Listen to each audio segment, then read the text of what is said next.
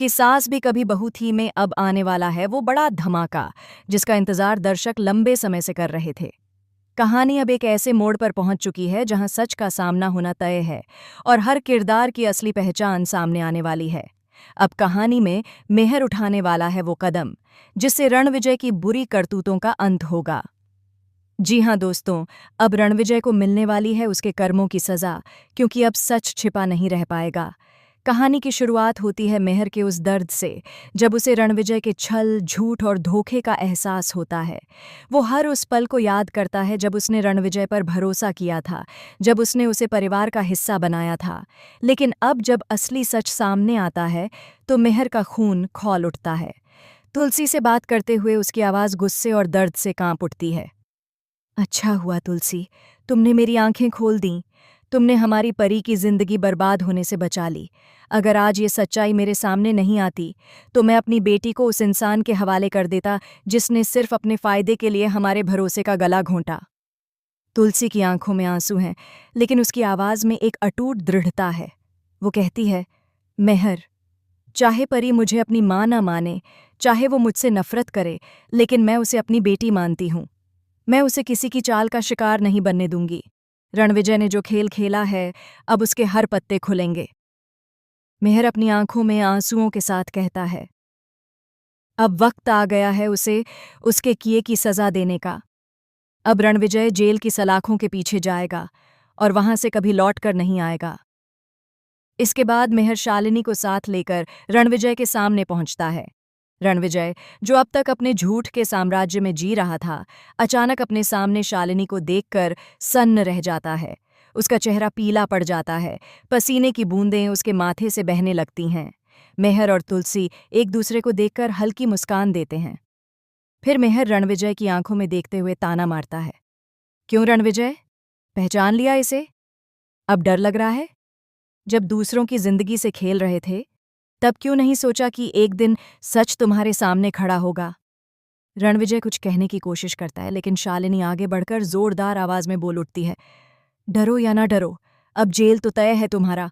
मैंने तुम्हारा हर गुनाह, हर झूठ, हर धोखा मेहर अंकल और तुलसी आंटी को बता दिया है। अब तुम बच नहीं सकते रणविजय। रणविजय कुछ पल के लिए शांत खड़ा रहता है, फिर अचानक मेहर के पैरों में गिरकर माफी मांगता है। मुझे माफ कर दो मेहर, मुझसे गलती हो गई। मैंने ऐसा कभी नहीं सोचा था।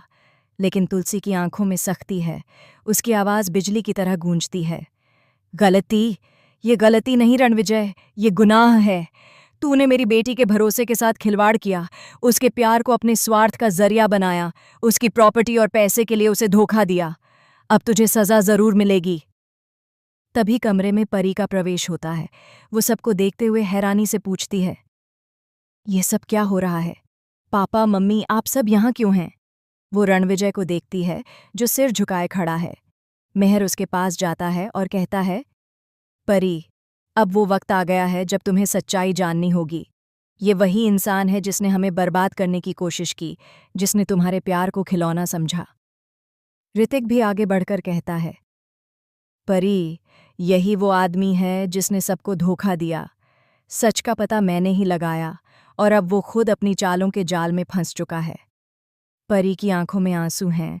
वो पीछे हटती है और कहती है, नहीं, ये सच नहीं हो सकता। रणविजय ऐसा नहीं कर सकता। लेकिन तुलसी आगे बढ़कर उसके कंधे पर हाथ रखती है और कहती है, सच कड़वा होता है, लेकिन इसे सुनना जरूरी है, क्योंकि यही सच तुम्हें बचाएगा।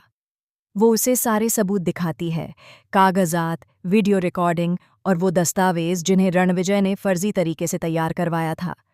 हर कागज परी के भरोसे को चकनाचूर कर देता है। रणविजय वहां गिड़गिड़ाता है, मुझे माफ कर दीजिए, मैं बस थोड़ी लालच में आ गया था। लेकिन मेहर सख्ती से कहता है, लालच ने तुम्हें इंसान से जानवर बना दिया रणविजय। अब तुम्हें वही मिलेगा जो तुम्हारे जैसे लोगों का हक है, जेल की सलाखें। तभी पुलिस आती है। इंस्पेक्टर आगे बढ़कर रणविजय को हथकड़ी पहनाता है। रणविजय आखिरी बार पीछे मुड़कर परी की ओर देखता है। उसकी आंखों में पश्चाताप है, लेकिन अब बहुत देर हो चुकी है। परी, मुझे माफ कर दो, वो रोते हुए कहता है। लेकिन परी चुप रहती है। उसके होंठों से सिर्फ इतना निकलता है, माफ़ी उन लोगों को दी जाती है जो अपनी गलती का एहसास वक्त रहते करते हैं। अब बहुत देर हो चुकी है। रणविजय को पुलिस ले जाती है। माहौल में सन्नाटा छा जाता है। मेहर, तुलसी, शालिनी और परी एक दूसरे को देखते हैं। सबकी आंखों में सुकून तो है, लेकिन साथ ही टूटी हुई उम्मीदें भी हैं। तुलसी धीरे से कहती है, कभी कभी सच जीतता है, लेकिन दिल हार जाते हैं। मेहर जवाब देता है, सच का रास्ता मुश्किल होता है तुलसी, लेकिन आज हमारी आत्मा चैन से सोएगी। धीरे धीरे पर्दा गिरता है और पृष्ठभूमि में क्योंकि सास भी कभी बहू थी का थीम म्यूजिक बजने लगता है। लेकिन कहानी यहीं खत्म नहीं होती। अब असली सवाल ये है कि रणविजय के जेल जाने के बाद परी क्या फैसला लेगी। क्या वो फिर से अपने पुराने प्यार अजय के पास लौटेगी? क्या मेहर और तुलसी के बीच की दूरी अब कम होगी, या आने वाला समय फिर किसी नई साजिश की दस्तक लेकर आएगा?